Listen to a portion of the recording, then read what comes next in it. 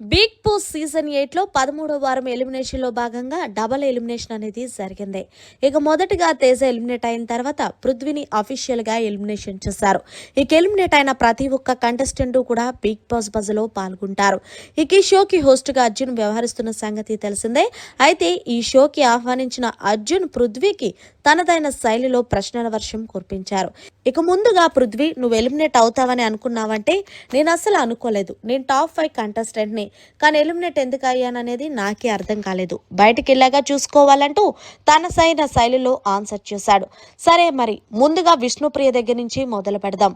విష్ణుప్రియకి నీకు లవ్ లేదంటే అస్సలు లేదు. నేనెక్కడ ఆమె మీద నాకు లవ్ ఉందని చెప్పలేదంటే మరెందుకు ఆమె ఫీలింగ్స్ తో నువ్వు ఆడుకున్నావంటే నేనేమో ఎప్పుడూ ఆడుకోలేదే. నేను ఎప్పటికప్పుడు ఆమెకి క్లారిటీ ఇచ్చేవాడిని. ఈ లవ్ మీద అంత ఇష్టం లేదు. నేను ఇక్కడ గేమ్ ఆడుకోవడానికి వచ్చాను, గేమ్ ఆడుకునే వెళ్ళిపోతాను. నేను సాధించాల్సింది చాలా ఉంది అంటూ తనకి ఎక్కడ పడితే అక్కడ నేను క్లారిటీ ఇస్తూనే వచ్చాను. అలాగా ఆమె అనుకుంటే నేనేం చేయగలను చెప్పు అంటూ తనదైన శైలిలో ఆన్సర్ చేశాడు పృథ్వీ. ఇక అలాగే మరి ఆమెతో ఎందుకు కాఫీలు పెట్టించుకున్నావంటే అది కామన్ కదా. హౌస్లో ఉన్న కంటెస్టెంట్స్ ఎవరో ఒకరు కాఫీ పెట్టి తీసుకురావాలి. దానికి పెద్ద మ్యాటర్ ఏమీ లేదు. మీరు మరీ భూతద్దంలో చూడకుండా ఉంటే బాగుంటుంది అంటూ అర్జున్కి ఇచ్చి పడేశారు.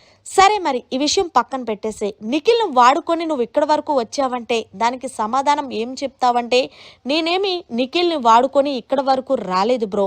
ఫస్ట్ ఆఫ్ ఆల్ హౌస్లోకి వెళ్లే ముందు ఎవరెవరు ఎప్పుడు వెళ్తున్నారనేది ఎవరికీ తెలీదు, ఎవరు వెళ్తున్నారనేది కూడా. సో నాకైతే గనక నిఖిల్ హౌస్లోనే పరిచయం అయ్యాడు. తన పద్ధతి, తను ఉండే బిహేవ్ చూసి నాకు నచ్చాడు. ఫస్ట్ ఆఫ్ ఆల్ నిఖిల్ ఏంటంటే ఎవరైనా సరే నా అనుకుంటే ఖచ్చితంగా వాళ్ళ కోసం స్టాండ్ తీసుకొని ఉంటాడు. హౌస్లో అందరూ నన్ను కోపంగానే చూశారు కానీ ఎవ్వరూ ఒక మనిషిగా చూసింది లేదు. కానీ ఒక్క నా ఫ్రెండ్ నిఖిల్ తప్ప.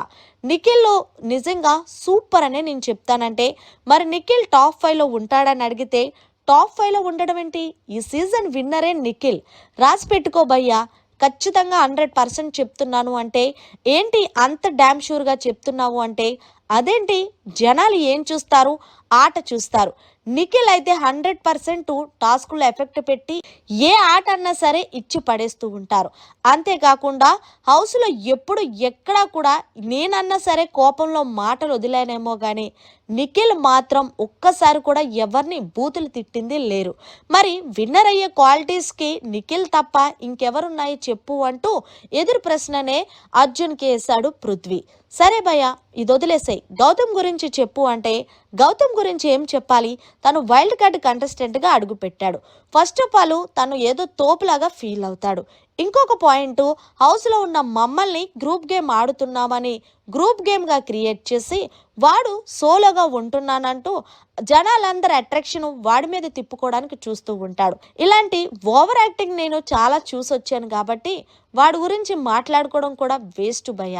సో హౌస్లో కన్నింగ్ పర్సన్ ఎవరైనా ఉన్నారు అంటే అది గౌతమ్ అనే నేను చెప్తాను అంటూ గౌతమ్ మీద బిగ్ బాస్ బజ్లో షాకింగ్ కామెంట్స్ చేశాడు పృథ్వీ. సరే, మరి హౌస్లో రోహిణి, అవినాష్ వీళ్ళిద్దరూ కూడా గ్రూప్ గేమ్ ఆడుతున్నారా అంటే వాళ్ళు వాడుతున్నారో లేదో జనాలు చూస్తున్నారు కదా, వదిలేసాయి. లక్ కలిసి వచ్చింది కాబట్టి అవినాష్ ఏదో ఫైనలిస్ట్ అయ్యాడు. లేకపోయి ఉంటే ఎప్పుడో ఎలిమినేట్ అయ్యేవాడు. నబిల్ ఆ ఎలిమినేషన్ షీల్డ్ అనేది వాడకపోయి ఉంటే అంటూ బిగ్ బాస్ బజ్లో మాట్లాడాడు పృథ్వీ. మరి మొత్తానికి బిగ్ బాస్ బజ్లో పృథ్వీ మాట్లాడిన మాటలపై మీరేమంటారనేది కమెంట్ సెక్షన్లో తెలియచేయండి. మరిన్ని లేటెస్ట్ లైవ్ అప్డేట్స్ కోసం చూస్తూనే ఉండండి మన ఛానల్.